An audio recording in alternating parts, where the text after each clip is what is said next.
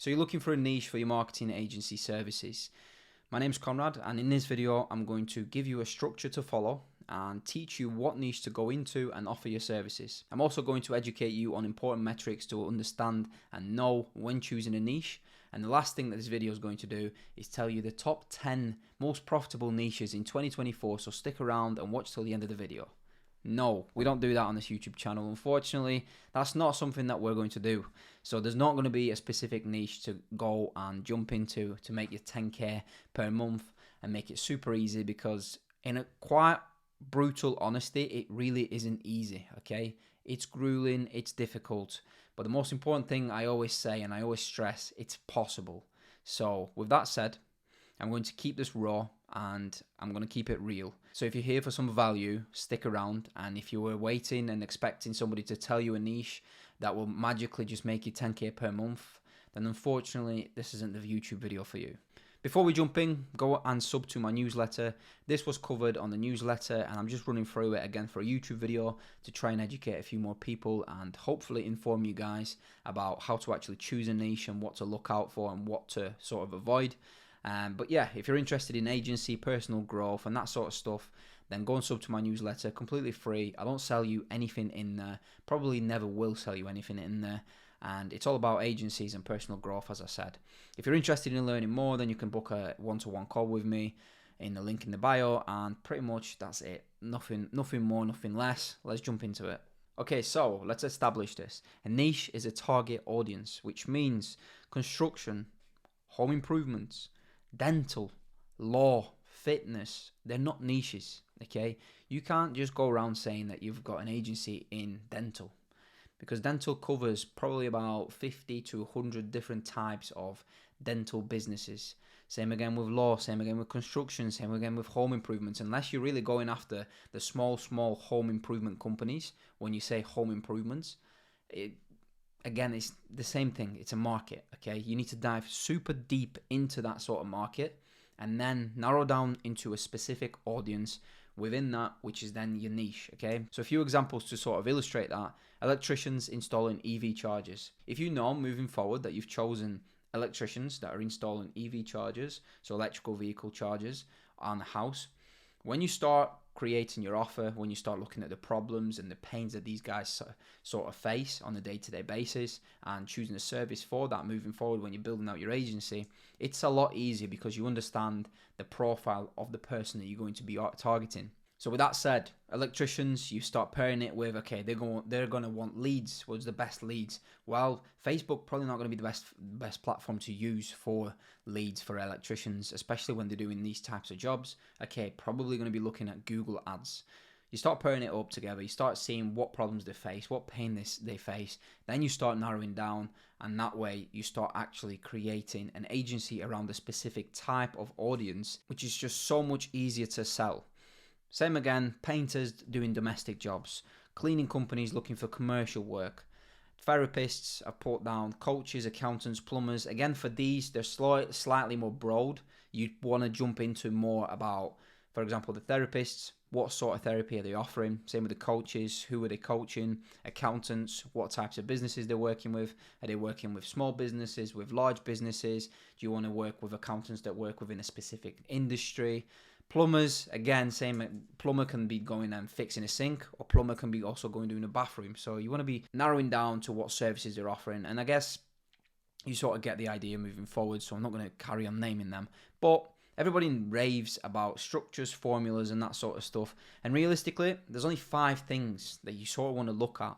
And we're about to cover exactly those. The first thing is familiarity with the niche and the product or service that your client is selling.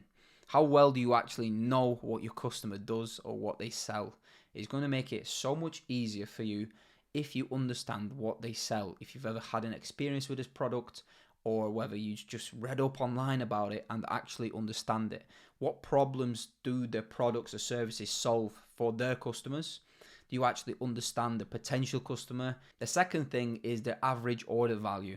How much does your client actually make per order placed? Okay, is there going to be an e-com store selling a product for £25, or is there going to be a builder selling a conservatory for £10,000? Okay, you need to understand how much they make per order placed. So you need to understand the average order value and the quantity at which the sells / can be fulfilled. So of course, if it sells at 10 units per day at 25, that's brilliant, £250 revenue per day for your client. Or if it sells once a month for £10,000, you need to understand that, because it helps you massively on the service delivery side of things. The next thing is the customer lifetime value. Understanding this is absolutely huge. Will you generate repeat purchases through your marketing and through your advertising or through your services? Or will you address and constantly address the same type of audience, the same size audience, constantly to generate new clients? Recurring revenue from one customer is absolutely fantastic. It helps businesses see how much they're actually spending on marketing and versus how much they're actually making per customer. For example, I've put in this email, a SaaS company, average order value is £100, but their LTV for that customer is 6 months, meaning they stay with them and they spend £600, right? Brilliant. Every single customer you bring in every single day or every single week or every single month, whatever rate it is at, you're bringing in £600 compared to the £100 because they stay for that long, and you need to understand that. The next one, quantity of potential clients.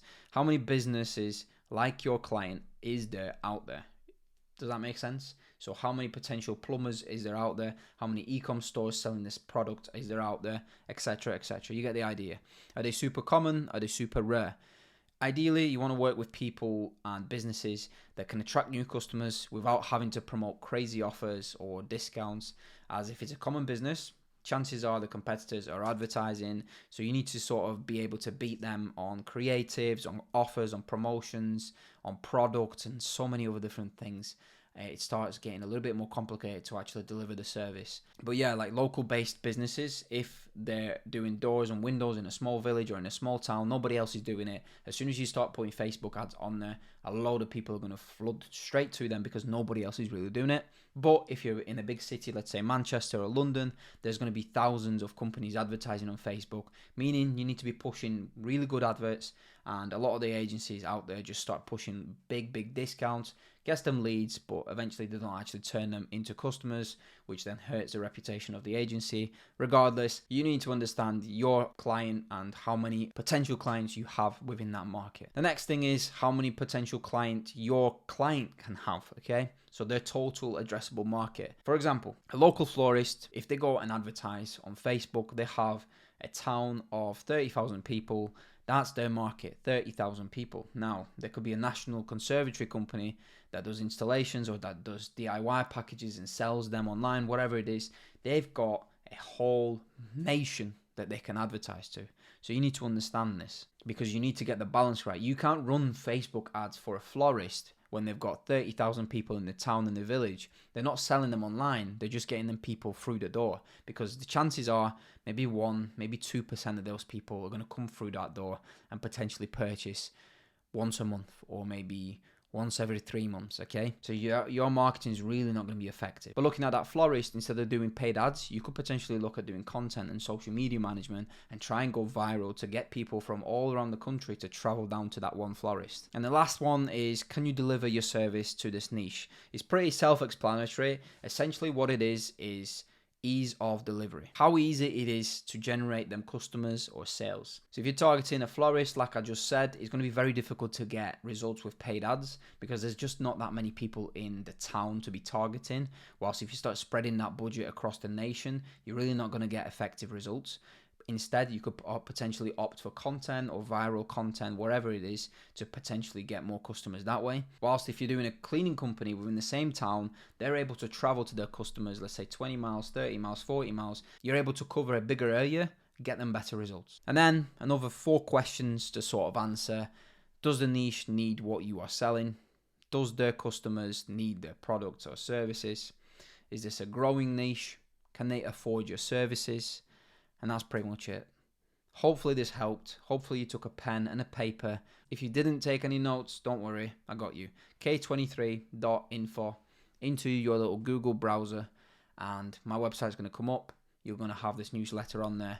If you want, you can read it for free. or you can subscribe and read it as well, and hopefully it solves all your problems. Anyway, thanks for watching. I appreciate you.